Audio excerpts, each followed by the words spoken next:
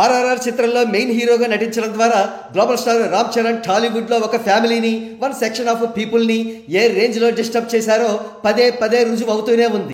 అవును మరి, ఆర్ఆర్ఆర్ చిత్రం ద్వారా ఆయన సాధించుకున్న ఖ్యాతి అంతా ఇంత కాదు. ఏకంగా world number 1 director James Cameron Ram Charan గారి నటనను ప్రశంసించారు. మరో ప్రక్క ఆస్కార్ అవార్డు ఇండియాకు రావడానికి మూల కారకుడిగా కూడా రామ్ చరణ్ గారు నిలిచారు. కాగా ఒక ప్రక్క రామ్ చరణ్ గారి ఫేమ్ ను తట్టుకోలేక మరో ప్రక్క తాను సైడ్ క్యారెక్టర్ కాదు అని నిరూపించుకోవడానికి నిస్సహాయంగా అనేక చిత్ర విచిత్రమైన ఎక్స్పెరిమెంట్స్ పిఆర్ టీమ్స్ ద్వారా చేస్తున్నారు కొంతమంది యాక్టర్స్.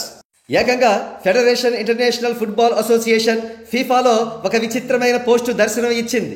ప్రముఖ ఫుట్బాల్ ఆటగాళ్లు నెయ్మార్, టెవెజ్, రొనాల్డోల పుట్టినరోజు సందర్భంగా వారి పేర్లలో మొదటి అక్షరాలు ఎన్టీఆర్ అనేవి వారి ఫేస్లతో డిజైన్ చేసి ఉన్నాయి. చిత్రం ఏమిటంటే, ఇండియాకు అసలు ఫీఫా వరల్డ్ కప్ ఫుట్బాల్ టోర్నీలో పాల్గొనే అర్హతే లభించలేదు. అటువంటిది ఇండియాలోని ఒకానొక సినిమాలో ఒకానొక సైడ్ క్యారెక్టర్ పోషించిన వ్యక్తి పేరులోని మొదటి అక్షరాలతో ప్రముఖ ఫుట్బాల్ ఆటగాళ్ల పేర్లలోని మొదటి అక్షరాలను కలిపారంటే ఏ స్థాయిలో పిఆర్ నెట్వర్క్ జరిగిందో, ఎన్ని కోట్లు కుమ్మరించబడ్డాయో మనం అర్థం చేసుకోవచ్చు. అంతేకాదు రామ్ చరణ్ గారు కొంతమంది జనాలను ఎన్ని నిద్రలేని రాత్రులకు గురి చేశారో కూడా మనం క్రిస్టల్ క్లియర్ గా తెలుసుకోవచ్చు. ఏదేమైనా సైడ్ క్యారెక్టర్స్ అండ్ పిఆర్ల పుణ్యమా అని సినీ అభిమానులకు కామెడీ బాగానే కవర్ అవుతోంది.